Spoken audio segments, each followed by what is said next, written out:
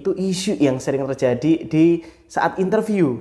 Waduh, gimana ya? Sudah diinterview bagus-bagus, dinego bagus-bagus, hasilnya juga, nilainya juga lumayan bagus untuk dia. Saat terjun ke lapangan, semuanya zong.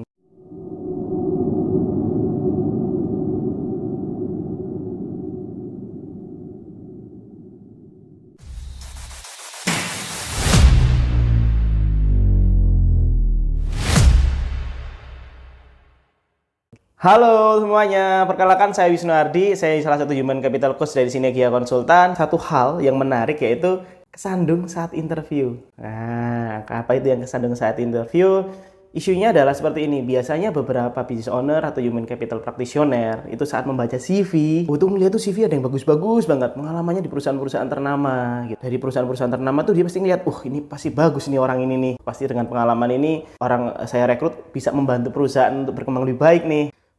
Menarik nih kita saat rekrut ini. Tapi yang terkadang saat ditemui adalah sudah kita interview, udah kita proses, dan kita nego semuanya, dan kita deal, orang itu masuk, zong. Nah, apa yang jadi ekspektasi ternyata nggak tepat. Beda nih, dia udah di perusahaan yang ternama, tapi kok kinerjanya nggak bisa bantu perusahaan untuk berkembang. Nah, itu isu yang sering terjadi di saat interview. Waduh, gimana ya? Sudah diinterview bagus-bagus, dinego bagus-bagus, hasilnya juga, nilainya juga lumayan bagus untuk dia. Saat terjun ke lapangan, semuanya dong. Nah, dampaknya apa sih? Kalau kita sudah interview, meluangkan waktu yang cukup lama interview, meluangkan waktu psikotes yang cukup lama untuk interview, dan bahkan kita sudah meluangkan waktu dan mendedikasikan waktu untuk nego-nego dan lain sebagainya. Tapi dampak dari itu semua tidak maksimal untuk perusahaan. Rasanya gimana? Nyebelin? Jengkel? Waduh, itu campur aduk tuh di situ tuh pasti.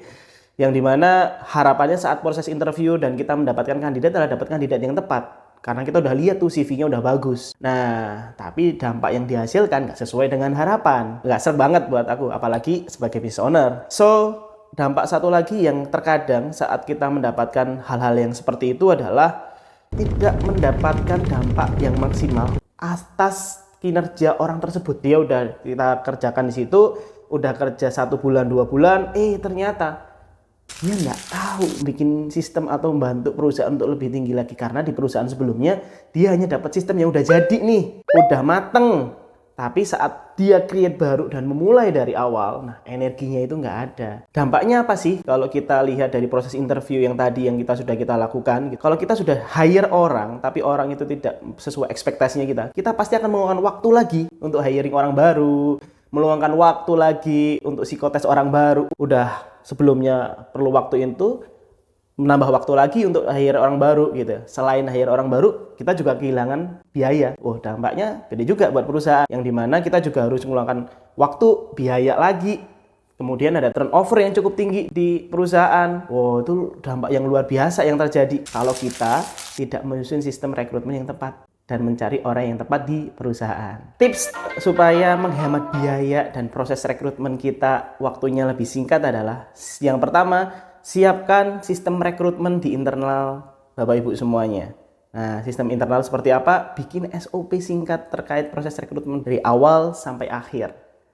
Tips yang kedua adalah bikin standar kompetensi yang ingin dimiliki di internal perusahaan itu semua.